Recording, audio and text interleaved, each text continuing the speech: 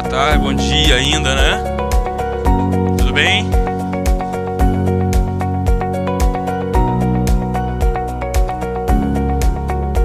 Tudo bem aqui? Tudo ótimo? Bom dia para vocês. Estão me escutando bem? Foi bacana o painel anterior. Bem-vindas, bem-vindos. Estavam aqui. Muito obrigado. Bom, espero que esse painel também seja bacana para vocês, tá? A gente também vai abrir para perguntas um pouquinho no final, se houver tempo. Mas espero que essa manhã, esse momento, seja um momento especial para vocês, tá? Eu sou Fernando Porto, eu sou educador e artista, coordeno alguns projetos aqui no território, como o projeto Formação da Ação da Cidadania, com o Shell, também o projeto Caminhos para Gamboa, que acontece aqui na Gamboa, na região portuária, com parcerias com institutos e centros culturais como Inclusartes, o Casarão João de Alabá, Galeria Providência, enfim, instituições que estão discutindo educação e o território, especialmente aqui na região da Pequena África.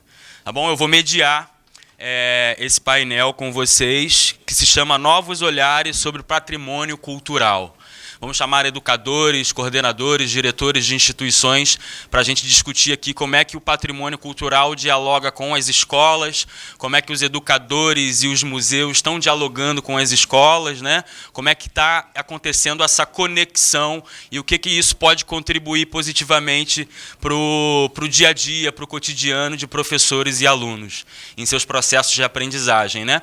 Como é que a arte pode ser uma ferramenta potente para a construção, né, de ferramentas para a educação. Então, gostaria de convidar ao palco Vera Mangas. Ela é historiadora, doutora em Memória Social pela Unirio, atual coordenadora de Participação Social. Seja bem-vinda. Participação Social do IBRAM e diretora do Comitê Brasileiro do Conselho Internacional de Museus. Se puder sentar no meio ou para lá. Também vou chamar a Patrícia Correia, superintendente do IFAM, Rio de Janeiro, pós-doutora em História, Almas. Pós-doutora em História, com mais de 20 anos de atuação na área do patrimônio cultural, da fiscalização e preservação e gestão de bens culturais. Quero chamar o Sidney Ferrer. Por favor, Sidney. Educador e coordenador de educação do Museu Afro-Brasil Emanuel Araújo, em São Paulo, veio diretamente de São Paulo para conversar com a gente, pesquisador das trajetórias de intelectuais brasileiros e da prática antirracista da educação em espaços culturais. E quero chamar também Maria Ferreira, que vai estar online conosco, que é educadora, produtora cultural, atelierista e fotógrafa, licenciada em História, pós-graduada em Psicopedagogia e atualmente educadora do Museu de Arte Moderna de São Paulo, que também vai estar online com a gente. Estava nos vendo? Olá, bom dia. Bom, gente, sejam bem-vindas e bem-vindos a esse momento, tá bom? Para o nosso momento Inspira, agora, eu vou chamar o meu irmão, uma pessoa muito especial, que é a coordenadora, diretor-presidente do Museu de Favela, lá no Pavãozinho, no Cantagalo, Henrique Porto. Seja bem-vindo, Henrique.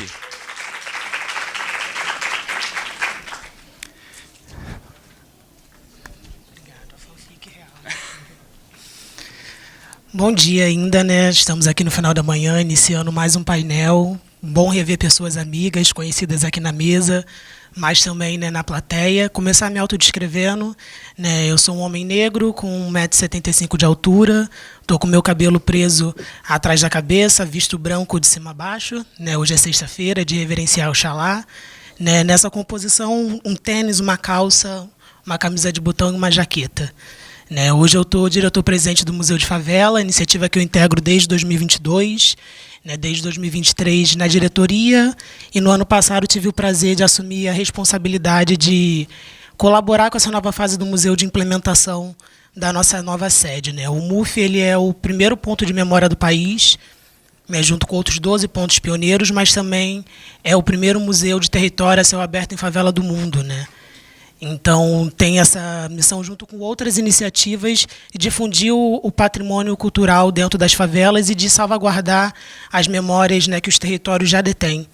Né? Então, uma iniciativa que existe sem né, precisar pedir licença a ninguém, mas que conta com o reconhecimento mais amplo possível dos órgãos de Estado e principalmente da sua comunidade, né, da sua população. Né, então, num país onde a gente entende, né, tem uma pesquisa do IPEA de 2010, o MUF é de 2008, né, que dizia que, à época, 70% da população brasileira nunca tinha pisado no museu. E esses dados com certeza mudaram, né? Se em 2008 a gente tinha 12 pontos pioneiros, hoje a gente tem mais de 500 pontos de memória no Brasil, né? Falando aqui agora, olhando para o IBRAM. Mas ainda muito aquém da realidade de 5.500 municípios brasileiros que nós temos, né? Então, a importância da gente continuar perpetuando esses espaços, entendendo que, assim como a maior parte da população não está nos museus, nós que estamos aqui sentados, falando, colaborando, fazemos parte de um seleto grupo de pessoas que conseguiu acessar isso, né, a gente precisa poder contar com o poder público e com a iniciativa civil para poder continuar difundindo memória, preservando história e mostrando o que a gente sabe fazer de melhor. Né, contrariando a visão que a sociedade tem, na favela a gente não produz nem arma nem droga. Né, uma frase da vereadora Tainá de Paula. Né, a gente produz arte, a gente produz cultura, a gente produz muita coisa boa e tem muito a ensinar para o asfalto. Né, os museus de favela, que hoje são dezenas, talvez centenas, não sei se centenas, né, também tem muito a ensinar aos museus clássicos, aos museus tradicionais, aos museus herméticos. Não é o caso desse, né? Não que a gente não tenha o que ensinar e aprender com o mar, mas não se propõe a dinâmica dos museus clássicos, né? Na contramão de pensar uma curadoria que se assemelha a uma curatela, a gente vem trabalhando com cura, com reparação, né, simbólica e real. Acho que as ações de museus como o Museu de Favela, como o Museu da Maré, que nesse ano completa 20 anos, como tantos outros, conseguem operar não com a lógica de um museu que é quintal da burguesia ou da dita elite, mas de um museu que, de fato, né, trabalha com a reparação da visão que a população criou sobre a população preta, pobre, sobretudo favelada. Então, convido vocês, né, a conhecerem um pouco mais do Museu de Favela, conhecerem um pouco mais desses museus de favelas e de periferias espalhados Brasil adentro. No caso do MUF, né, aproveitando os 5 segundos, a gente funciona, né, no Pavãozinho Cantagalo. Hoje a gente tem uma sede em Ipanema, estamos abertos de terça a sábado para receber vocês, das 10 às 6. Procurem saber mais sobre a gente tem muita história para contar. Obrigado. Obrigado, Henrique. Obrigado. Bom, a partir dessa provocação e a partir do que o Henrique trouxe também, a gente vai ter algumas perguntas aqui, mas essas perguntas são mais disparadoras para a gente também poder conversar, poder conhecer um pouco das trajetórias, um pouco das ações que vocês vêm desenvolvendo dentro das instituições que vocês trabalham. Tá? A gente tem algumas perguntas preparadas, mas o que puder vir também é de bom agrado, tá bom? Vou começar com a Vera, tá? Muito a partir do que o Henrique falou aqui para a gente. Muito pela sua trajetória, né, pela direção do Museu Nacional de Belas Artes e pelo ICOM Brasil, e aqui fala, né, de uma atuação muito rica na coordenação de participação social do Instituto Brasileiro de Museus, você reúne uma visão assim, quase que 360 graus também do que pode ser uma instituição como um museu, né? E uma pergunta muito a partir da provocação do Henrique é isso: como é que, a partir dessa experiência, como é que você acredita que essa participação social ativa pode contribuir para a gente aprofundar a dimensão educativa do museu? Como é que essa atuação social ativa, por exemplo, pode fortalecer o olhar do museu como um patrimônio cultural de todos, e se isso fortalece justamente o seu caráter educativo, o caráter educativo do museu? Bom, primeiramente, bom dia a todos e todas, né? Eu agradeço aqui a Renata pelo convite, né? Acho que o Conecta Cultura, o Cultura Conecta é um encontro potente para a gente poder aqui debater, discutir e assim, dividir nossas experiências, né? Essa pergunta, que é uma pergunta bem difícil, eu não sei como é que... eu tinha uma apresentação e eu não sei agora como é que fica, porque... Dá a apresentação dela aí? Só queria botar uma frase que, a partir dessa frase... Tá, já está aqui já. Que eu sempre começo com as minhas... Eu sempre começo essa frase, para mim, do Gil, é uma frase que está sempre me acompanhando na minha trajetória enquanto os museus, né? Eu já trabalho em museus há bastante tempo, bastante na área de gestão, e aqui falando Henrique, que eu tenho um carinho muito grande pelo MUF, né? E pelo primeiro museu, né, enfim, de território, primeiro museu de favela que foi criado. E respondendo um pouco a sua pergunta e também fazendo referência ao que o Henrique falou, hoje nós temos no Brasil, a partir do Cadastro Nacional de Museus, próximo de 4.000 museus espalhados pelo Brasil, né? Temos mais de 600 pontos de memória reconhecidos pelo IBRAM. Portanto, o horizonte aí é muito mais amplo do que esses números, né, que a gente tem aí para oferecer, para dizer, para ter a dimensão do que é o campo dos museus e qual o papel desses museus. E essa trajetória, né, de se chegar hoje, em 2026, né, com esses números, e eu falo aqui que o Gil fala que os museus... ele gosta dos museus, porque os museus têm cheiro de vida, né? E o que a Camila falou, né? Nós trabalhamos com gente, né? Então, a importância, né, do papel, da função social dos museus diante de tantos desafios que a gente tem pela frente. E se a gente fizer uma retrospectiva bem rápida dos últimos 20 anos, né, do campo dos museus, né? A gente tinha, há 20 anos atrás, museus, enfim, eram, acho que 1.000 e poucos museus, se chegava a 1.000 museus, né, registrados no país. A gente não tinha uma política fortalecida de museus, né? A gente vem aí, a partir do primeiro governo do presidente Lula, com uma política de fortalecimento da cultura, pensando a cultura como a sua dimensão cidadã, como a sua dimensão econômica, e aí a gente tem aí a construção de uma política pública para os museus, né? A gente tem aí a criação do Sistema Brasileiro de Museus, que é esse pensar e esse trabalhar a política pública como uma grande rede colaborativa, unindo o governo federal, os estados e os municípios, né? Tentando criar aí uma política que estabelece diretrizes colaborativas, programas estruturantes, né? A gente tinha, naquele momento, 4 cursos universitários. Hoje a gente tem mais de 20 cursos universitários no campo da museologia. Temos também cursos técnicos. Então, eu sempre digo que o campo dos museus avançou e avançou muito, né? A gente tem muito que avançar, mas a gente avançou um bocado. A gente tem uma política pública que é referência em outros países também. A gente é convidado para países da América Latina para falar de como se construiu essa política pública para o campo dos museus. E essa política, gente, só se faz com uma ampla participação da sociedade civil, né?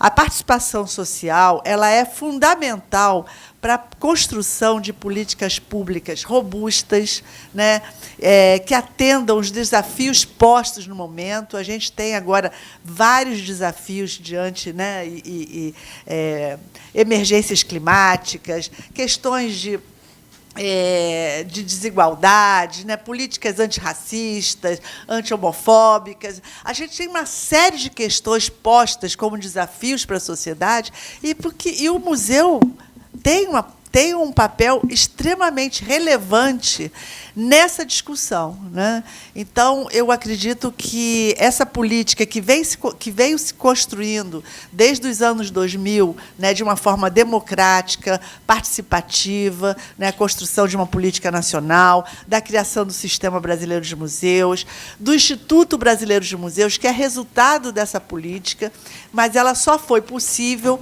com uma ampla participação social do campo e da sociedade, né? Então, hoje não se constrói política pública sem a participação social.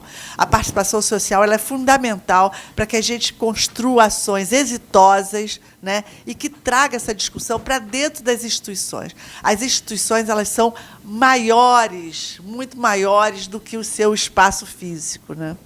Então, para começar, eu não sei se eu respondi totalmente. Não, mas a gente já começa numa provocação boa que eu vou passar para a Patrícia. Tá? A partir disso também que a Vera falou, Patrícia, você, como superintendente do IPHAN, você vem também movimentando e vendo essa ampliação do conceito de patrimônio cultural, especialmente a partir da atuação e da aproximação da sociedade civil em relação à importância desses espaços, né? Só como é que isso se reverbera nas ações do IPHAN, especialmente com as escolas? Bom dia a todos presentes. Vou começar me descrevendo. Eu sou uma mulher branca, estatura mediana, cabelos grisalhos longos, uso uma calça jeans, uma blusa branca, em homenagem ao meu pai Oxalá, e um blazer bege com um broche dourado. Agradeço a oportunidade, Renata, agradeço a oportunidade de estar aqui com vocês, sobretudo com os colegas, com a instituição irmã. O IPHAN ele tem modificado muito a sua própria visão, né? E isso vem, sobretudo, de um governo que democratiza a cultura, né? A gente tem à frente uma ministra que faz questão que as pessoas estejam presentes em todas as instituições que promovem cultura, em todos os âmbitos. Então, dessa iniciativa, da iniciativa do Leandro Grais, que era o nosso presidente e agora candidato a governador, há uma mudança na própria estrutura do IPHAN em tirar a ideia de que o IPHAN atrapalha o desenvolvimento de uma cidade, que o IPHAN é a instituição do não. E isso perpassa muito pela questão da educação patrimonial, né? Eu, quando assumi a superintendência há quase 2 anos, a educação patrimonial ela se restringia muito ao contato muito esporádico com as escolas. A partir do contato com Renata, a gente começou a fazer um projeto, e aí fui usar meu poder de professora, porque a gente nunca perde esse poder, né? Eu fui lá e invadi o gabinete de Renan e falei para ele, você me escuta, porque eu tenho um projeto para o JET. E aí a gente começou a levar a educação patrimonial através dos óculos para as escolas. De que maneira, né? As escolas recebiam os educadores do IPHAN com a equipe da Renata, e a gente começou a levar o que era o patrimônio. Mas a gente não levava mais a ideia de patrimônio como o edifício, que é imutável. A gente levava a ideia de patrimônio, que é o ser humano. A gente modificou essa ideia. O patrimônio não é o patrimônio do Brasil, o patrimônio cultural do Brasil não são os prédios, não são só os museus, não são só as feiras, mas, sobretudo, o ser humano. Então, quando o aluno ele se entende como patrimônio, produtor de cultura, ele consegue atingir o que a gente deseja, que é essa proximidade que leva à defesa, que leva a resguardar o seu patrimônio, que leva a admirar o seu patrimônio e que leva ao pertencimento, que a gente fala tanto, né? Em todas as falas, a gente fala sempre do pertencimento. Para o IPHAN, nesse momento, a gente só entende o pertencimento a partir do momento em que os alunos e a própria sociedade se entende como o principal patrimônio a ser protegido, né? O principal patrimônio a ser tombado pelo IPHAN. Então, é a partir dessa visão, né, que vem do governo Lula, que vem da ministra, né, que vem de um presidente que é sociólogo, que era o Leandro, é que isso se estabeleceu em todas as superintendências, nas 27 superintendências, e, sobretudo, no Rio de Janeiro. Né, um dado muito expressivo, o Rio de Janeiro tem 32% de bens tombados no Brasil inteiro. É a maior superintendência do IPHAN. Então, quando a gente começa um trabalho de educação patrimonial, a gente está fazendo que boa parte desse patrimônio seja compreendido nas escolas. E, mais ainda, o Rio de Janeiro ele possui os sítios de patrimônio da humanidade. A gente tem o sítio misto de Paraty e Ilha Grande, a gente tem o Cais do Valongo, que é patrimônio da humanidade, a gente tem, nesse momento, vários comitês que estão sendo implementados com a sociedade civil. Então, é muito importante que essa criançada entenda que esse patrimônio ele não nasce, né? Ele não brota, ele vem, ele é fruto da criação humana. E, por isso, eles fazem parte disso, e, por isso, o maior patrimônio que o IPHAN tem que proteger é o ser humano. Palmas. Em especial essas crianças que estão também em contato com esses patrimônios, né? Entender a importância do pertencimento delas nesse território e o pertencimento delas enquanto brasileiras, né? A gente copia muito o que vem de fora e acaba esquecendo o que está dentro do nosso país e a potência que está dentro do nosso país, né? E entender essas crianças, entender a população, o povo, como principal patrimônio do nosso país é importantíssimo, né? Porque somos fazedores de cultura, né? Pensando num fazedor de cultura, Sidney, a gente vai falar agora sobre Emanuel Araújo, especialmente o museu, né? O Museu Afro-Brasil, né? Emanuel Araújo, que ele inicia numa coleção individual, que, se eu não me engano, é mais de 8.000 itens, né? Não sei se você puder atualizar esse número. Ele inicia numa coleção individual e, durante o ano, ele vai lutando para que essa coleção, né, se transforme numa instituição e a gente tem um museu. Então, como é que essa força de preservação, que começa em algo individual e se torna algo coletivo, se reflete na relação entre o público e o museu, ou vice-versa? O museu informa ao seu público como esse acervo foi construído e como é que o público reage a isso. Bom dia. Bom dia, me ouve? Eu vou só falar um segundo no microfone para quem precisar localizar onde eu estou. Eu vou também subir aqui ao púlpito para cumprimentá-los e eu tenho uma pequena apresentação para poder responder ao colega.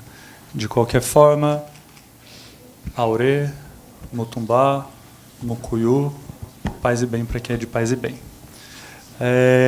Respondendo à questão, é interessante também, dialogando com as colegas, né? O Museu Afro-Brasil, ele já surge como uma ideia de patrimônio do povo brasileiro.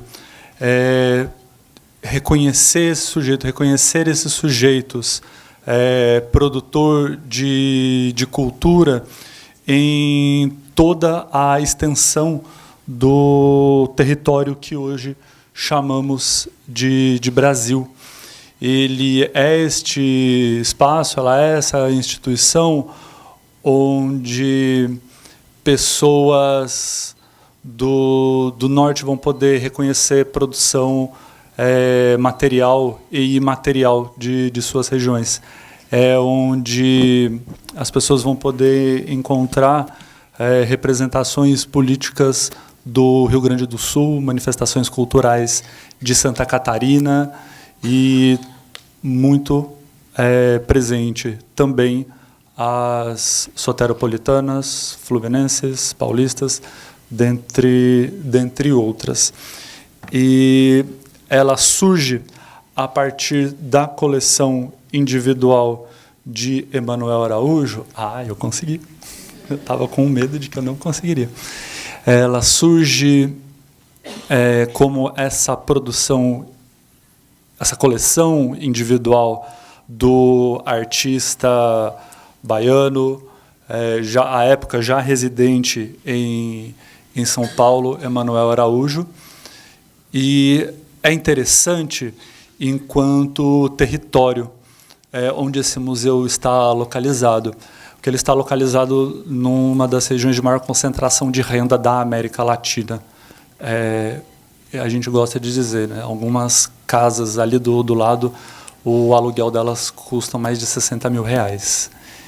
E Emanuel Araújo faz questão que o Museu Afro-Brasil esteja localizado nessa região como provocação, como contraponto antirracista ao local, como alguém que vai e cutuca a ferida. Por isso ele está localizado dentro do Parque Ibirapuera, dentro do encontro de 3 regiões do município de São Paulo: o centro, a zona sul e a zona oeste. E ele vai ser justamente este contraponto antirracista nos espaços de memória e de construção de identidade nacional. Ali perto, né, pensando as avenidas que temos ali, a gente tem a Avenida Pedro Álvares Cabral, nós temos o famigerado empurra-empurra, né, ou aquele monumento às bandeiras, que no imaginário paulistano, né, é aquele lugar, aquele herói, só que justamente, e aí tem algo curioso. Quem aqui já foi ao Museu Afro-Brasil? Não sei se vocês tiveram esse olhar, afinal não está explícito, mas a escultura de Zumbi dos Palmares, ela está voltada, né, que ele está com uma lança em punho, ela está voltada diretamente e ele está olhando, atento ao monumento às bandeiras. Então, são esses contrapontos que o Museu Afro-Brasil vai construindo. E, além de outras avenidas, né? Por exemplo, a 23 de Maio, a 9 de Julho, a Avenida Brasil, fazendo parte desse nome de logradoras que vão constituindo memória, principalmente memória paulistana.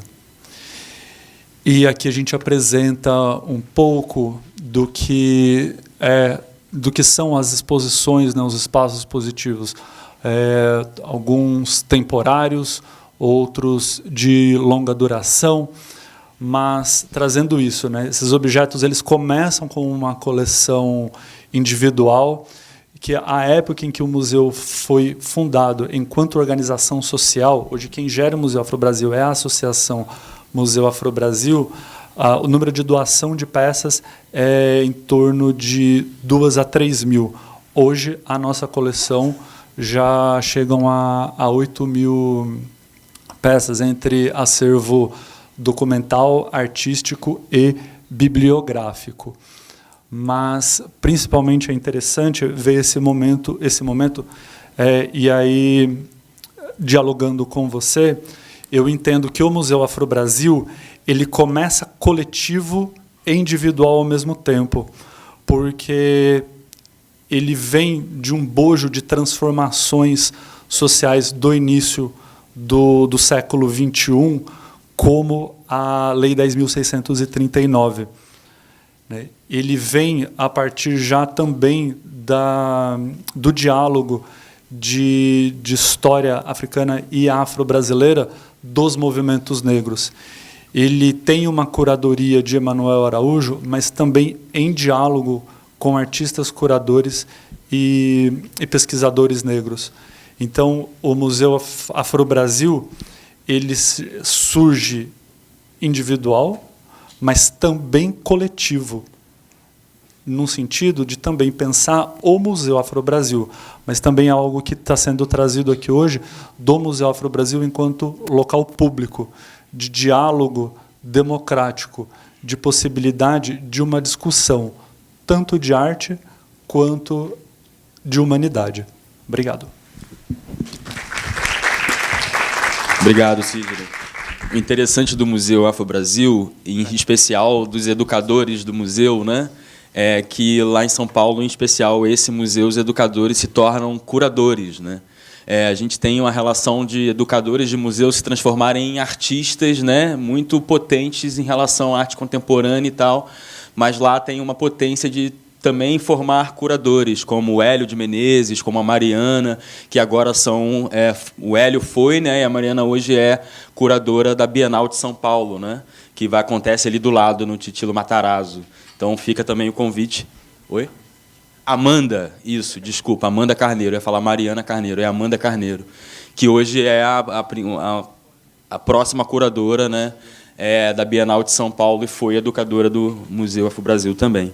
Então, já pegando esse gancho para falar de educadores também, aí eu vou chamar a Maria Ferreira, que está online conosco. Maria, o MAN de São Paulo hoje, né, vem enfrentando um desafio que ainda está fechado, né? O MAN está fechado por conta de obras estruturais. Então, e a gente pensa que para um museu do porte do MAN, né, que tem um acervo próprio, né, que tem um acervo material próprio, ficar fechado é muito complexo, né? É muito complicado. Então, como é que, para você, educadora, como é que o museu vem lidando com essa situação para poder continuar com contato com seus públicos? Como é que está sendo esse desafio para vocês? Por favor, compartilhe com a gente. Olá, vocês me escutam? Sim, te escutamos muito bem. Ok, então, boa tarde, bom dia, para quem já almoçou, boa tarde. É um prazer estar aqui com vocês, esse convite que chegou pelo Experimente Cultura, nossa parceria, participando desse painel e acompanhando os outros painéis. Eu vou me descrever rapidamente, meu nome é Maria Ferreira, eu sou uma mulher de pele branca, cabelos castanhos cacheados até os ombros, sobrancelhas espessas, estou de branco hoje também, e estou em casa, que já vai introduzir que o nosso museu está fechado, né? Bom, e aí eu vou falar um pouquinho do museu também, para dizer, localizá-lo, né? O Museu de Arte Moderna de São Paulo fica também no Ibirapuera. Achei ótimo que o Sidney já mostrou a gente aí, de certa forma, o nosso território, então não vou me estender mostrando ele, mas nós estamos localizados ali entre a Fundação Bienal e o Museu Afro-Brasil Emanuel Araújo. Estamos bem ali na barriguinha da Marquise. E o museu, ele é uma ocupação da Marquise.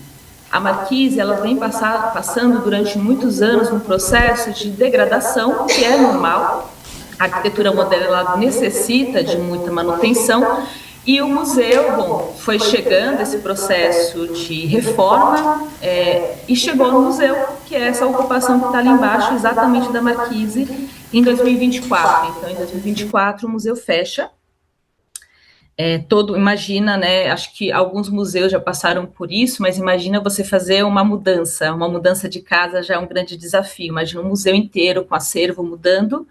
Nós fomos deslocados, hoje nós estamos abrigados por instituições parceiras, irmãs, a Bienal e o MAC, o corpo administrativo do museu, né? E o acervo está salvaguardado, e esse desafio, ele é um desafio de governança, é um desafio estratégico, e para o educativo, foi um grande desafio também de não estar mais em contato com o público, né? E a gente pensando que esse espaço do museu, ele é um espaço, a gente falando de patrimônio cultural, né? Ele tem um patrimônio muito marcado, e a governança, né, a gestão vai olhar para dentro e depois olhar para fora. Acho que são dois movimentos, né, de continuar em contato com o público.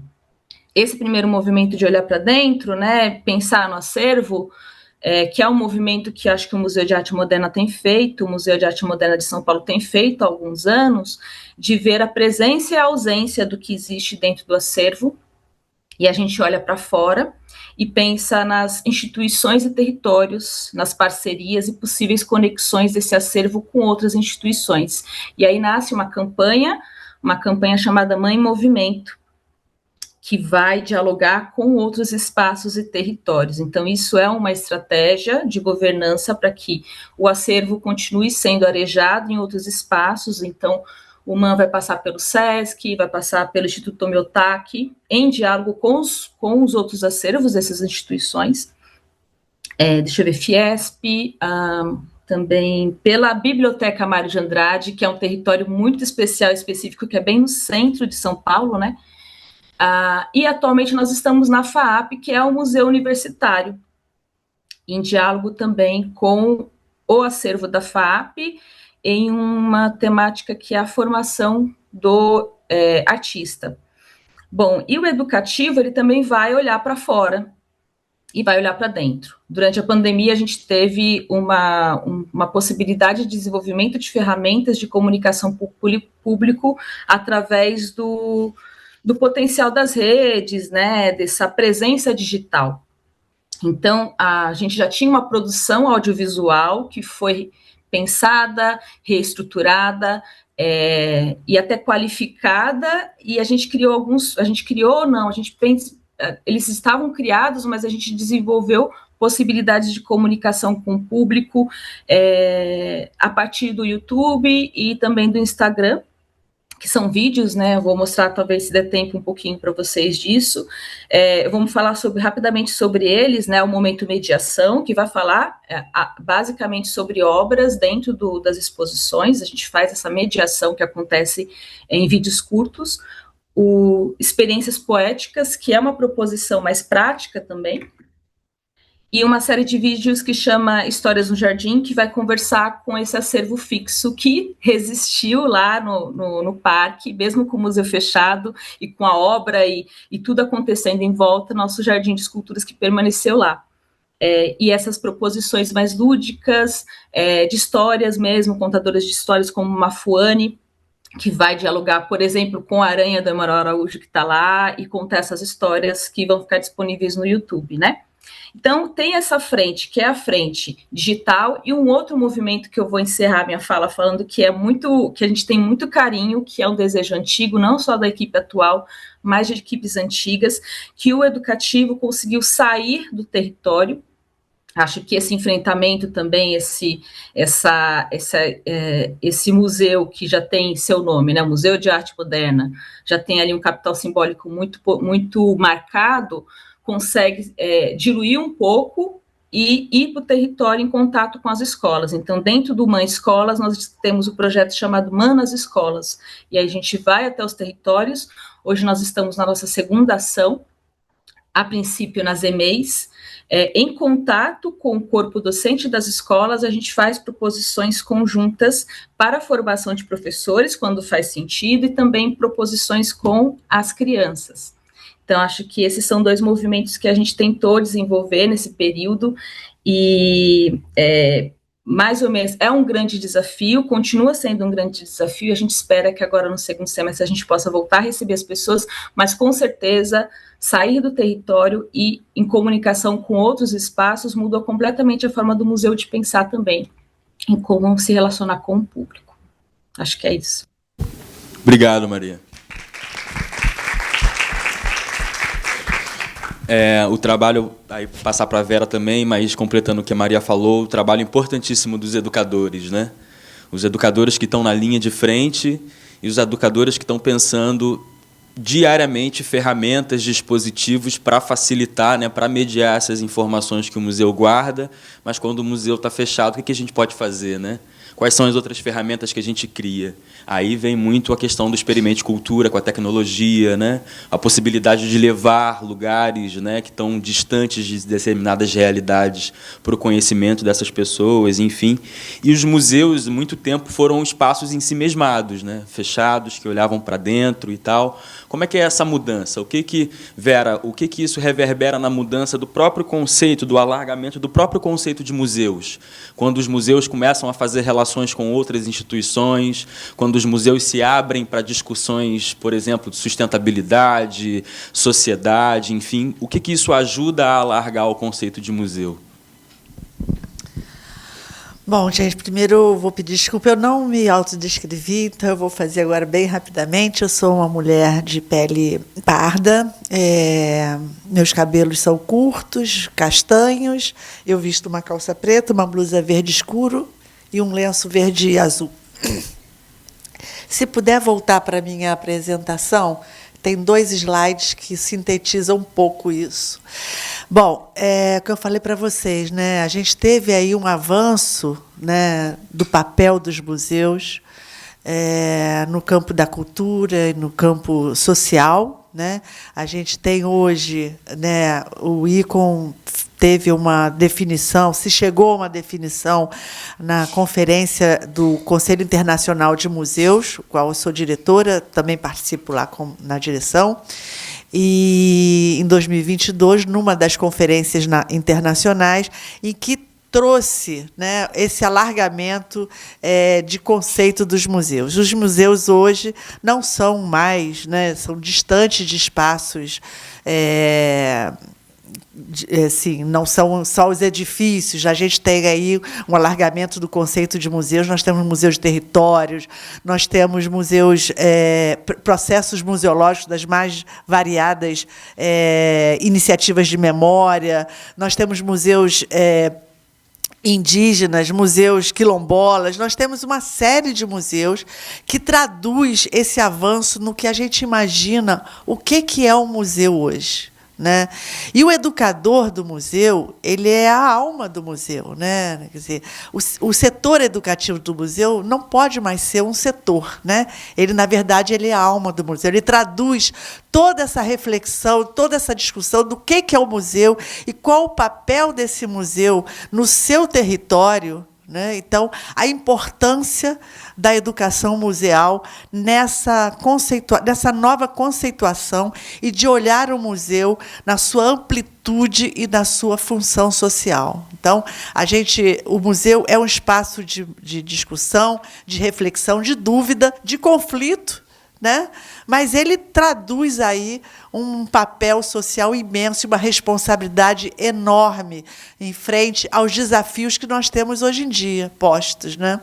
Então, eu vou trazer aqui para vocês, rapidamente, nós, no ICOM, nós fizemos uma pesquisa no ano passado, que tivemos mais de 1.000 respondentes, com questões que nós repetimos uma pesquisa que fizemos no período da pandemia, né, para saber como é que estava aquele profissional de museu, né? Como é que a educação, por exemplo, como é que o educador de museu, como é que o setor educativo, que foi o mais afetado na época da pandemia, ele se colocava diante desse desafio de uma pandemia, dos museus fechados, de que forma a gente pode continuar recebendo os públicos, discutindo com os públicos, fazendo uma escuta, que é muito importante. Então, nós retomamos a pesquisa, fazendo algumas perguntas diante de alguns desafios que estão postos, como as emergências climáticas, a linguagem digital e como é que a gente pensa o museu do futuro. Que museu do futuro é esse? Como é que nós pensamos os museus diante de tantos desafios e diante dessa compreensão de que o museu possui uma responsabilidade enorme no seu território e com a sociedade civil, com seus públicos e na educação, né, junto às escolas, de debater esses temas e trazer essas reflexões dentro da instituição. Então, eu trouxe a nuvem de palavras, das palavras da pergunta que nós fizemos. Como é que você vê o museu? Como é que você define uma palavra? Como você vê o museu amanhã, né? E aí a gente pode ver, esse é da sondagem com os profissionais do campo, de que, né, as maiores colaborações, né, quer dizer, as palavras que foram mais repetidas, mais enfatizadas, é o museu inclusivo, sustentável, educativo, interativo, participativo, acolhedor, inspirador e engajado. Então, né, nessa pergunta que nós fizemos para os profissionais dos museus, esses são as palavras-chave e os conceitos, e que a gente quer ver os museus dessa forma, né? Voltados para essas questões importantes, e aí a participação social ela é fundamental, juntamente com o papel educativo que o museu faz, evidentemente que não é uma educação formal, mas de trazer esses debates para a sociedade. E a outra pergunta foi feita para os públicos. Aí, se você puder... Sou eu, né?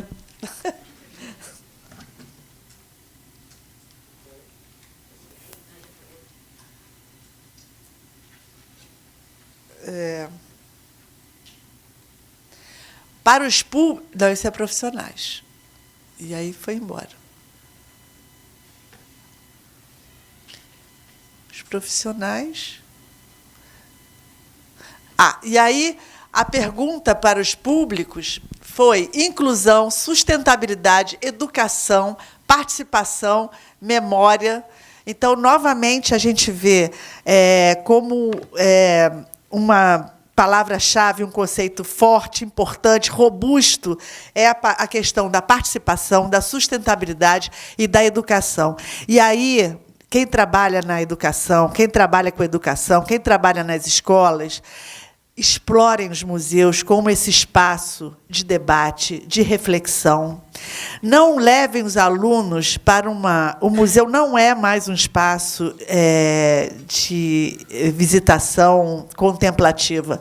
O museu ele precisa ser explorado como um espaço de reflexão, um espaço provocativo, um espaço em que a gente possa trazer essa discussão importante de questões contemporâneas, importantes, e que a gente precisa levar para a sociedade essas discussões. E o museu tem esse papel, deve ter esse papel. E somente vai ter sucesso nesse contexto com o apoio da participação da sociedade, de que a sociedade entenda que o museu ele é muito mais do que um espaço contemplativo. Ele é um espaço de reflexão, de debate, de crítica e também de dúvidas. É muito bom sair do museu com dúvida ou sair com alguma questão que vai te trazer de volta ao museu. Então, é isso que eu queria dizer, que assim, os museus é muito mais do que isso tudo que a gente tem debatido por aí. Tá bom? Obrigada. Obrigado. Me fez lembrar de um livro do André Sazantô, que é O Futuro dos Museus. E ele faz umas entrevistas com curadores, mas ele não entrevista nenhum educador. Só que os curadores dizem justamente isso, que o futuro dos museus é um museu mais educativo, um museu mais interativo, um museu sustentável, né? E pensando o Museu de Arte do Rio como um bom exemplo para isso, né? É um museu que é uma escola que é um museu, a gente está na Escola do Olhar, né? Esse espaço é muito caro para mim, porque eu trabalhei aqui 5 anos na Escola do Olhar. E a gente percebe diretamente como que o museu pode contribuir direto, positivamente, na vida dos estudantes, sabe? Quando eles vêm aqui, um museu de arte que discute ciência, que discute geografia, que discute qualquer coisa, né? Pode ser uma ferramenta muito potente para vocês, enquanto professores, trabalharem em sala de aula e trazer os seus estudantes aqui, né? Entender esses espaços como uma sala de aula ampliada, né? Tanto de maneira presencial como de maneira digital. Aí eu jogo para você, Sidney, novamente. Como é que lá o museu, lá em São Paulo, está trabalhando essas ferramentas, tanto presenciais como digitais, para levar o seu acervo para as escolas, para aproximar o público ao museu? Como é que está sendo isso? Como é que é também o trajeto quando as crianças ou os jovens chegam no museu e percebem que o museu é dentro de um parque, né? Geralmente, como você falou, um bairro, né, lá no Ibirapuera, que é uma potência aquisitiva muito grande e talvez causa um choque, né? E museus, às vezes, são espaços proibitivos. Como é que vocês tiram um pouco essa impressão dos estudantes e como é que eles ficam mais à vontade lá dentro? Obrigado pela provocação, pela pergunta, e assim como Vera, também me desculpo, eu não me auto-apresentei, talvez porque, assim como a nossa colega anteriormente, eu seja uma pessoa tímida e eu só falo, mas eu sou um indivíduo branco, eu uso óculos, tenho um cabelo não tão curto assim. Eu estou vestindo um blazer azul escuro, calças escuras e uma camisa branca. Com relação à altura, eu sou um pouco acima da média das pessoas. E o meu sinal, obrigado, o meu sinal é este aqui. Tem um texto do Machado de Assis chamado Impostos Inconstitucionais. E no final do texto ele diz assim: os substantivos ficam, os adjetivos a gente corta. Por isso, muitas vezes, vocês vão me ouvir falar, ou quando eu estou apresentando algum texto institucional, eu apresento como a educação, o núcleo de educação, e não como educativo, porque os adjetivos são cortados. E por isso a gente pode pensar que lá na pandemia os núcleos de educação, os profissionais da educação foram tão afetados dentro dos museus. Mas, de qualquer forma, Isso para a gente poder pensar, e eu gostaria de retomar a minha apresentação, por gentileza. Tem algumas questões que vão ser este acolhimento quando os visitantes, sejam o público escolar, seja qualquer outro público que estivermos dialogando dentro do museu, vão para lá. A primeira, e aí eu acho que a gente pode pensar este pilar do que é a apresentação, do que é a recepção do museu, e como é pensada essa educação dentro do Museu Afro-Brasil.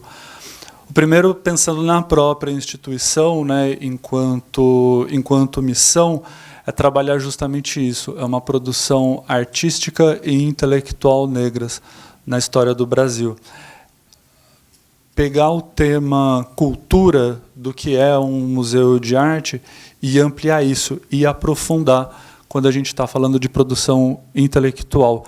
Mesmo que a gente vá encontrar, eu vou voltar um slide, mesmo que a gente encontre, por exemplo, uma peça de trabalho, e que, se a gente for pensar na história do Brasil construída por indivíduos negros, sejam eles livres ou escravizados, a gente está falando de produção intelectual. Quando a gente está falando de produção intelectual também nas formas de resistência à desumanização. Quando a gente está pensando a forma de produção intelectual e artística nas manifestações culturais. E entender essa produção que a gente pode muitas vezes classificar como popular, é ela quem vai dar a base para a erudição. Por isso, produção intelectual negra. Ali a gente tem o Dr. Gama, advogado, e uma produção artística mais recente do Jorge dos Anjos, mineiro. Então, você tratar e apresentar para aquela pessoa que está visitando, seja qual for a idade dela, seja qual for a origem territorial dela, escolar, a gente está falando de produção artística e produção intelectual. É também um espaço suntuoso. Então, você acolher e receber bem, dizer assim, você é bem-vindo aqui, né? E aí, justamente, ele deixa de ser o lugar do não, mas de construção de combinados. Olha, a gente precisa preservar, a gente precisa cuidar, por isso não pode correr, por isso não pode tocar. Eu também não posso. Então, você vai trabalhando lá na frente a dignidade da pessoa. E é trabalhar a autoestima. Mais uma vez eu volto. Desde a criança. E isso é interessante. Bom, por que o Museu Afro-Brasil foi convidado para estar aqui hoje? Porque nós também atuamos com as escolas do Rio de Janeiro de forma virtual. Iria ser lindo se os nossos patrocinadores pudessem, né, organizar uma grande viagem para a gente poder ver isso em loco. Então, a gente lida com a ferramenta que a gente tem, que é a tela. Nada contra a tela, mas ela está ali como ferramenta para a gente poder trabalhar junto. E é muito interessante como abordar uma tela, ou abordar uma máscara, ou abordar essa produção artística, e uma criança do Rio de Janeiro falar, opa, calma aí, você está falando do que foi tema da minha comunidade em uma escola de samba. Estou trazendo uma coisa que acabou sendo trazido. E eu participo disso. Ela vai se reconhecer no museu. E ela se reconhece, por exemplo, numa tela de Heitor dos Prazeres. E ela vai também poder se reconhecer, eventualmente, numa máscara africana, em que, mostrando a totalidade dessa máscara, a gente vai encontrar as gungas e os instrumentos musicais. Então, a gente volta para a ideia da autoestima dentro da produção museal, e disso que a gente está falando aqui hoje enquanto política pública. A questão da educação permanente substantiva, não é só o Sidney que está falando, não. Mas lá em 1972, na Declaração do Chile sobre museus, a gente está falando de uma educação permanente, e não como adjunta. E aqui eu vou passando... Ai, meu Deus, meu tempo. Aqui eu trago algumas imagens. Essa ideia, por exemplo, de formação de professores. E aí eu acho que isso é muito importante do que as colegas estão trazendo aqui. A gente precisa ir além da ideia de que educação museal é só receber o público infantil e escolar. Ela é a formação de professores, educadores, de agentes de turismo, de todo mundo que vai multiplicar essa ideia daquele território. Então, por exemplo, o MUF ele vai sim trabalhar a multiplicação do que é a sua missão enquanto museu. Um exemplo de visita mediada, né, do que é isso. Não tem como a educação não fazer uma contra-curadoria. Afinal, nós somos provocados pelo público. Nós provocamos o público. A partir do momento que somos provocados, a gente vai precisar ir além do que a curadoria está fazendo. Afinal, isso é construção de conhecimento, como a colega do Mar trouxe para nós hoje de manhã. Encantamentos e Negritudes, um dos nossos programas, pensando a primeira infância, arte no museu, esse diálogo de uma residência artística e possibilitar a produção de linguagens. Mas eu queria trazer aqui um outro exemplo de exemplo de educação museal desse público que é recebido, que é o público idoso. E o público idoso da periferia de São Paulo, ele é composto majoritariamente por migrantes. Ele é majoritariamente negro. E é muito interessante ver como essas senhoras chegam no museu e dizem assim, tá, primeiro, quebramos a barreira. Sempre passei aqui na frente, nunca entrei porque dizia que não era para mim. Então, o Núcleo de Educação tem a função de quebrar essa barreira simbólica. A outra coisa é, quando eu chego no museu, eu venho para aprender porque eu não sei nada. E aí, de repente, essas senhoras estão ensinando técnicas, saberes, conhecimentos. Estão dando uma aula de patrimônio para nós, em que, no decorrer desse programa, elas vão dialogando. Opa, eu sei disso. Eu sei ensinar como fazer um Richelieu. Eu sei ensinar para quem está aqui no museu, para quem está aqui no grupo, uma questão sobre madeiras, colheres, sobre uma vestimenta, sobre uma estrutura de troca do que acontecia há muito tempo atrás. E eu lembro de uma senhora vendo um dos quadros que nós temos do Benedito José Tobias, em que ela chega no museu e ela diz, nossa, parece eu quando era mais jovem. E aí todo mundo olha para ela, ah, é você. E é sobre isso que é essa educação museal que permite, mais uma vez, dignidade, autoestima e autorreconhecimento.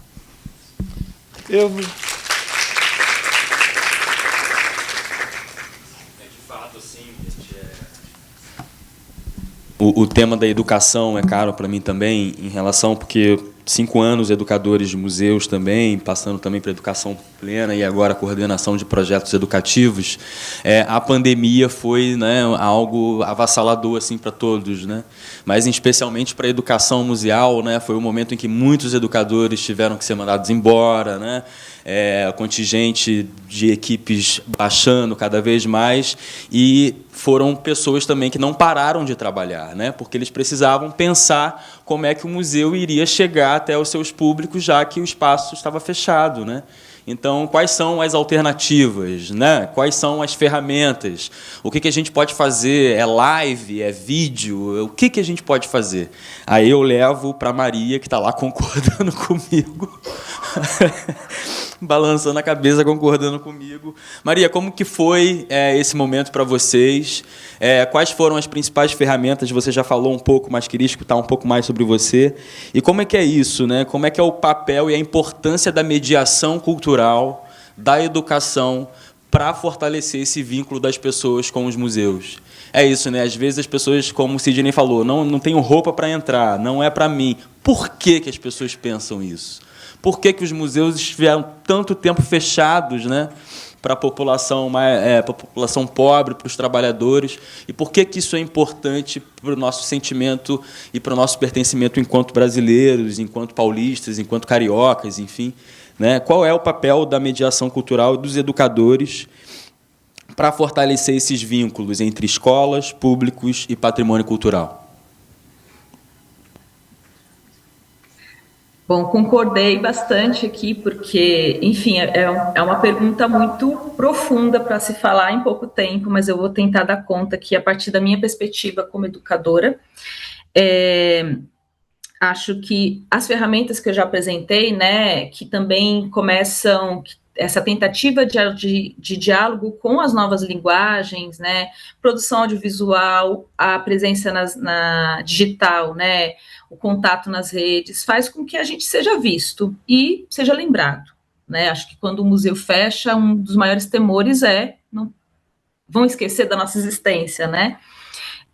Nós temos uma responsabilidade com a sociedade civil de um acervo que está sendo guardado. Olhar para esse acervo e ver nele as potências e também as críticas desse acervo são papéis da pesquisa que estão na curadoria, mas como a gente já falou bastante aqui, e como você mesmo trouxe, né, até no Museu Emanuel Araújo, os educadores cada vez cumprem outros papéis dentro dos museus, né, a ação educativa ou o papel pedagógico dentro do museu, ele se expande para outras áreas. Então, quando a gente cria ferramentas de contato com o público, a gente precisa primeiro olhar para dentro e olhar para fora, como eu já disse, inclusive perguntando que patrimônio cultural é esse, né? Qual é o patrimônio cultural que existe no meu museu, e qual é o patrimônio cultural, né, que está em meu entorno, e melhor ainda, né, a diversidade cultural do meu público, respeitar essa diversidade cultural, e inclusive do público interno, né? Nós temos uma equipe multidisciplinar, uma equipe que procura e cultiva pesquisas muito diferentes, mas que a gente procura criar espaços de diálogo entre essas pesquisas, né? Seja nas relações étnico-raciais, relações de gênero, sustentabilidade, culturas das infâncias, a pesquisa das materialidades pedagógicas, da formação de públicos, da formação de professores, os programas, esse diálogo interno, ele precisa sempre estar muito confluente com o que o público ele precisa, deseja e quer se relacionar. Acho que tem dois movimentos que às vezes são feitos de adaptação com as novas linguagens, então há uma exposição hiperimersiva, a relação com as redes, mas também tem um outro lugar que a gente já falou aqui, que essas pessoas têm uma bagagem, elas chegam, a gente não tem que formar público mais, né? Acho que essa relação que a gente forma público, né, que educativo dentro de museu forma público, a gente precisa olhar para isso de uma certa forma crítica. A gente não forma o público, ele chega formado, né? Fico pensando que criar essas relações de pertencimento, né, esse reimaginário, essa visão que olha para si criticamente, em primeiro lugar, é importante porque o público também olha para a gente criticamente. E às vezes é ali que está o ponto de conexão, né? Então, eu falei sobre as ferramentas que a gente cria lá, uma delas, por exemplo, que continua acontecendo, são as visitas virtuais, e são, assim, muito desafiadoras, porque quando a gente está na frente, quando a gente está convivendo, mesmo que pensando não só numa relação visocêntrica, mas quando a gente está sentindo a obra de arte dentro do espaço, existem outros pontos de conexão com o público. No virtual é a tela, você... E vai lá, vamos ver o que acontece. A gente tem esse ponto, né, a gente continuou fazendo, inclusive com o Experimento de Cultura, visitas, e a gente começou a pensar que as temáticas são muito importantes, e as temáticas sempre partem do território. Então, para que território que eu estou conversando com ele? Vou dar um exemplo que é uma coisa muito espontânea, que às vezes acontece em nossas reuniões pedagógicas, eu vou falar com uma escola, eu sou aqui do território da Zona Leste de São Paulo, né? Eu ia fazer uma visita virtual para uma escola que é aqui do lado. E eu fui até lá, eu consegui ir até lá e olhei os muros, né? Quando a gente não consegue ir até o território, a gente tem lá a imagem do Google Earth, né? A gente consegue olhar e tá cheio de arte nos muros, tá cheio de arte em volta. Que as crianças convivem todo dia e isso se relaciona, seja estética, política, eticamente, com o acervo. Então, essas conexões que a gente fala aqui, quando o público encontra a obra ou conversa com você, ele encontra nele a conexão, isso é essencial, pensando em patrimônio, né?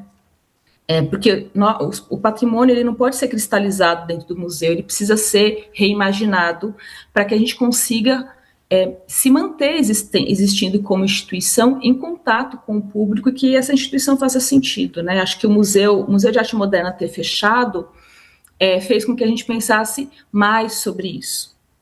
Então, acho que é um pouco disso. Tem Uma nas escolas, eu queria só trazer no final, foi muito importante. E só foi possível, infelizmente, porque a gente não tinha um museu para estar lá o tempo todo, né, como pessoas educadoras, porque é necessário, né? A gente conseguiu sair do território, que é muito restrito, né, que é muito difícil de chegar, que é sempre muito desafiador levar a escola lá. A gente quer levar, mas é sempre desafiador o transporte, a relação da cidade.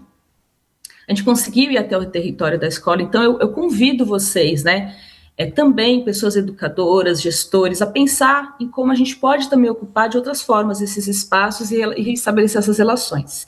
E aí eu queria pedir a licencinha para passar um pouco do meu tempo para mostrar para vocês 2 vídeos curtos, que são vídeos das redes, que a gente também tem lançado para apresentar um pouco do trabalho educativo e sensibilizar e trazer para perto o público, que a gente também sente muita falta. Aí eu vou pedir para a Flávia colocar para mim esses 2 videozinhos agora. O Educativo do MAN São Paulo propõe a seus visitantes experiências que consideram o contato com as diversas artes um momento de fruição, criação de significados e abertura para novos imaginários. O compromisso das pessoas educadoras da equipe é estimular o compartilhamento de reflexões e percepções durante a mediação cultural, a partir de repertórios que buscam acolher os diferentes públicos, criando espaço dialógico onde as expressões são valorizadas e partilhadas. Procuramos desenvolver ações amplas, democráticas e acessíveis, dentro e fora do espaço expositivo, através de visitas mediadas, oficinas de diversas linguagens, contato com artistas e pessoas pesquisadoras, cursos, contações de histórias e outras expressões artísticas. Para conferir as atividades do MAN Educativo, acesse man.org.br/educativo.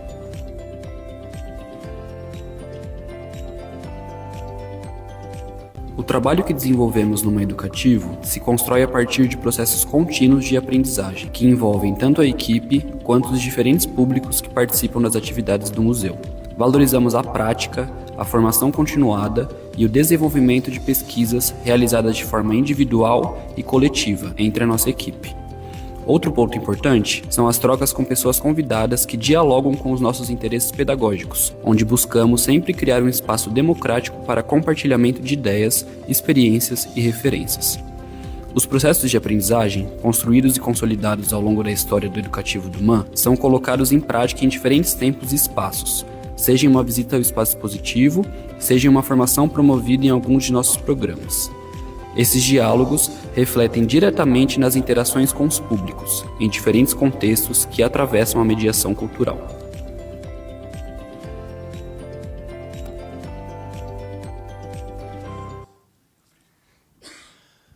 Obrigado, Maria. Foi?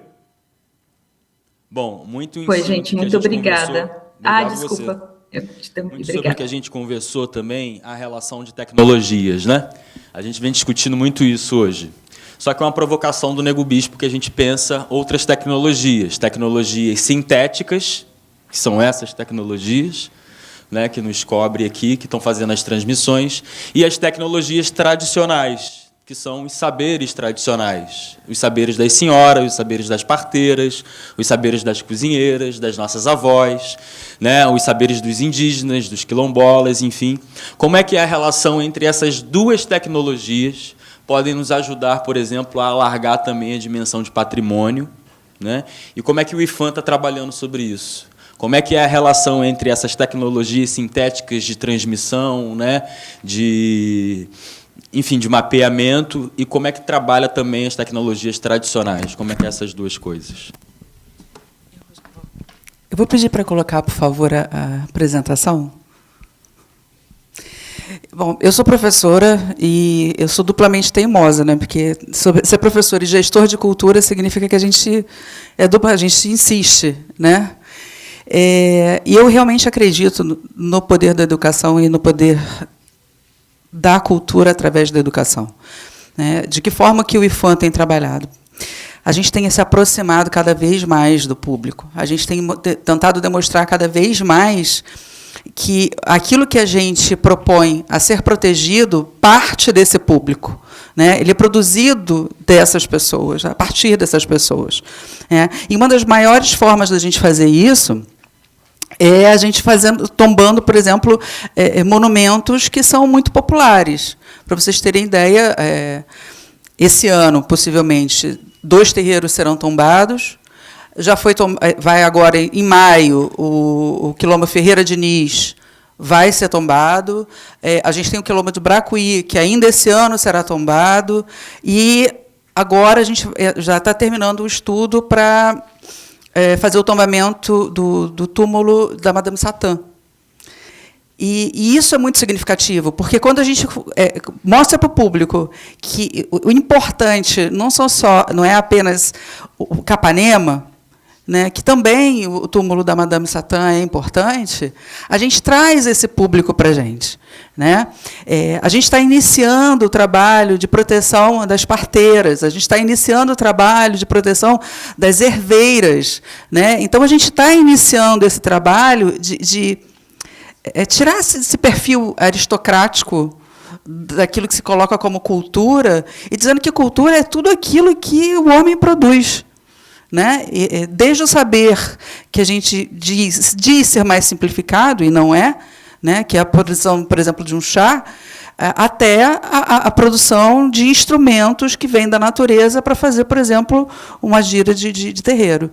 Então, a gente está dizendo para esse público que tudo isso é cultura, que tudo isso é importante.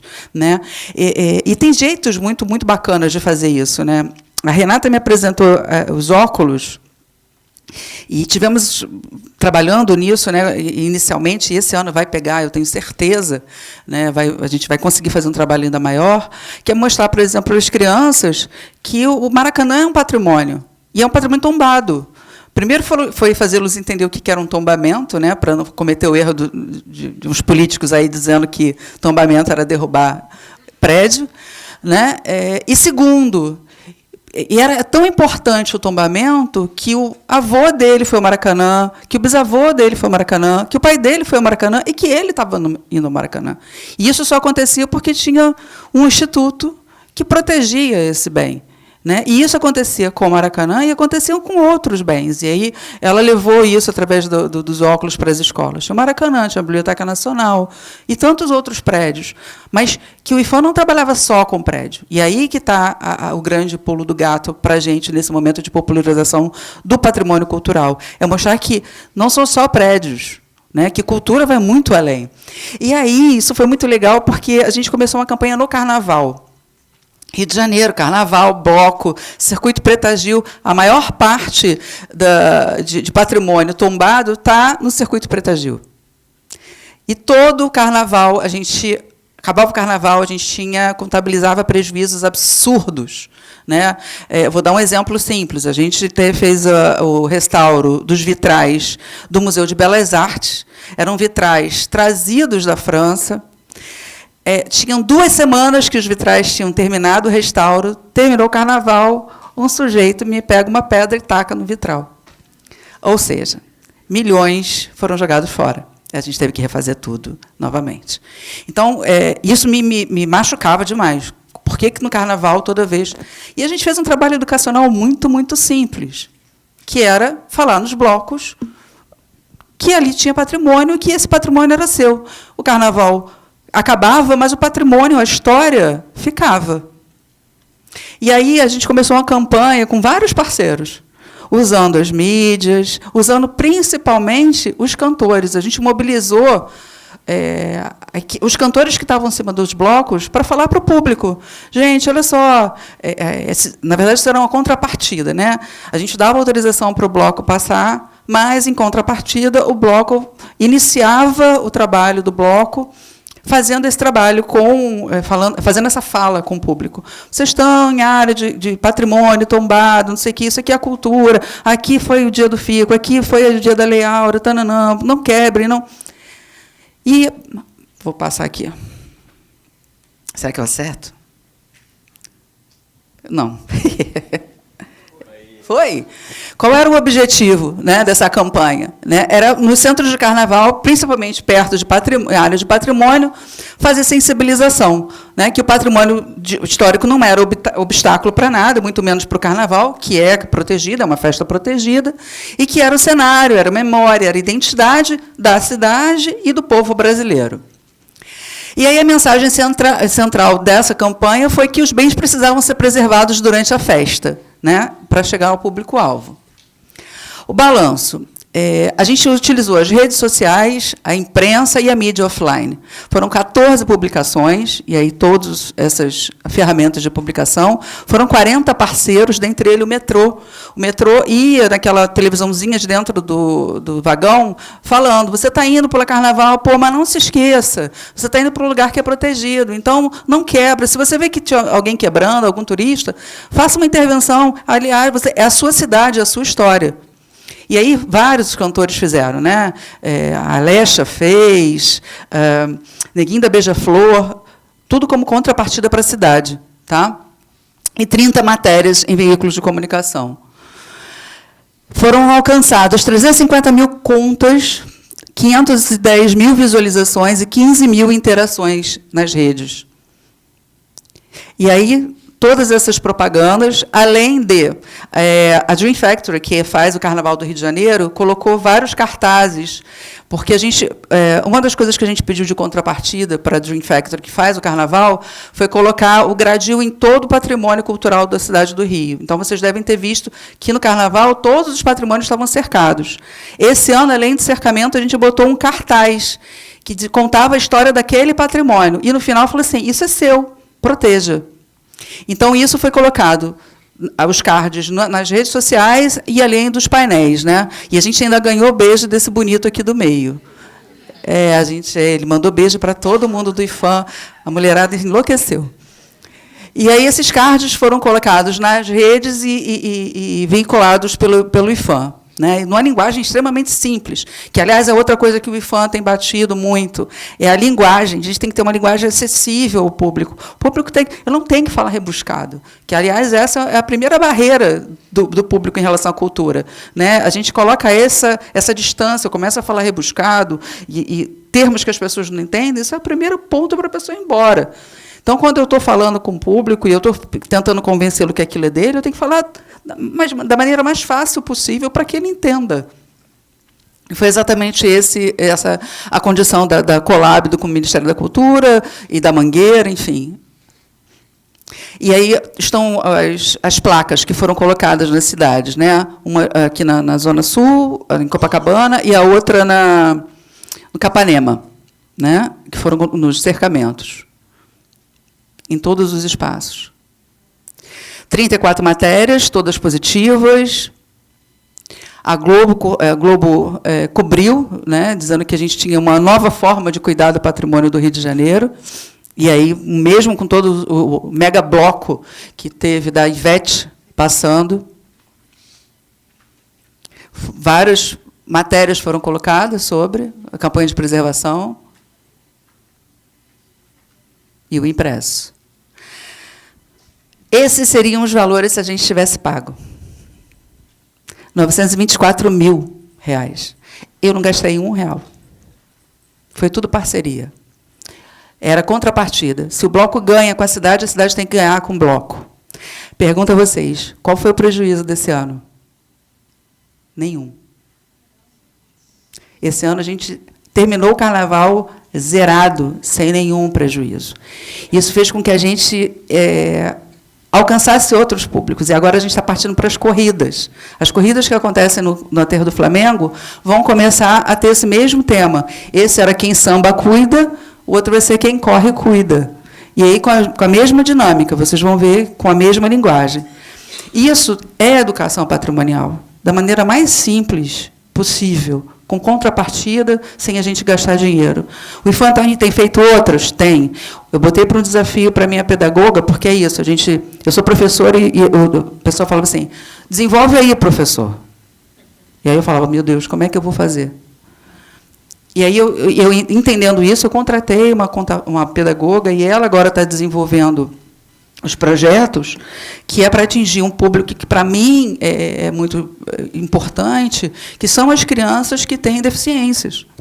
Então, essas crianças precisam ter um atendimento especial, elas precisam saber o que é cultura, elas precisam estar no patrimônio, elas precisam sentir esse patrimônio para além de todas as outras ferramentas. Então, a gente agora está fazendo um projeto para essas crianças, a gente está retomando o projeto com a Renatinha, a gente está retomando o projeto com as professoras, né, para, fundamentalmente, dar a elas a ferramenta para que elas possam estar em sala de aula. Então, o IFAM se renova, mas não se renova a partir dele próprio, se renova a partir da provocação de fazer com que o patrimônio seja cada vez mais acessível, porque quanto mais acessível, maior é a proteção que ele tem. E aí termino meu tempo rapidinho, colocando para vocês uma coisa que foi muito educativa. Assim, no Carnaval, alguns turistas foram urinar no Cais do Valongo. Isso causou uma comoção, como é que pode? E a gente vinculou uma frase simples na mídia, e que resolveu o problema. Se você estivesse em Auschwitz, você iria urinar? Então, não faz isso no Valongo. Foi uma frase. Amigos, nunca mais a gente viu. Esse é o poder da educação, esse é o poder que a gente tem em mãos. É tocar a sensibilidade das pessoas para dizer para elas, a nossa história é muito importante. Obrigada. Obrigado.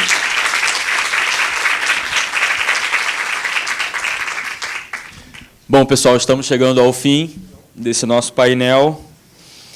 Quero agradecer muito quem ficou aqui conosco até essa 13h, horário do almoço. Quero agradecer os meus painelistas aqui, tá bom? E como eu não me descrevi no início, então eu vou me descrever. Eu sou o Fernando Porto, eu sou um rapaz negro de pele clara, visto uma roupa colorida, entre branco, bege e roxo.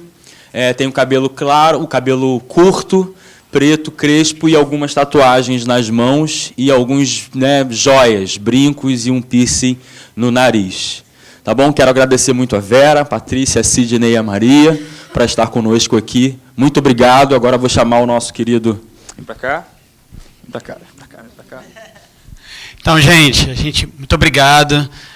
Foi muito prazeroso assistir o que vocês tinham a falar nesse segundo painel. A gente está terminando nossa parte da manhã, passamos um pouquinho da manhã. A gente vai ter que manter o horário da visita que estava programada para entre 1h10 e 1h50, porque a gente não pode atrasar o início do terceiro painel, né? A parte pensada para a tarde.